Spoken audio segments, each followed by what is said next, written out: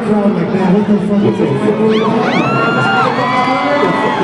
EST, that's my team, huh? Hey man, I know we're fucking different, but I rap my ass off and I can't forget with these brothers on stage with my own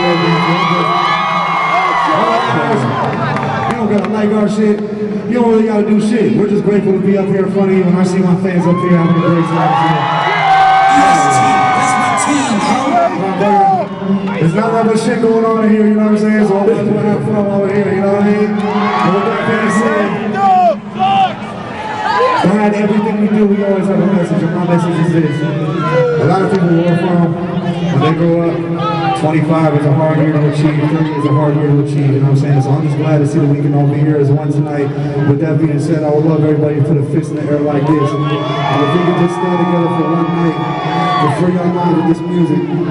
Now take that fist and make it into a motherfucking L like this. And that right there symbolizes like something. That's unity right there, motherfucker. If anyone who doesn't understand that, take the L and make it into a middle finger like this.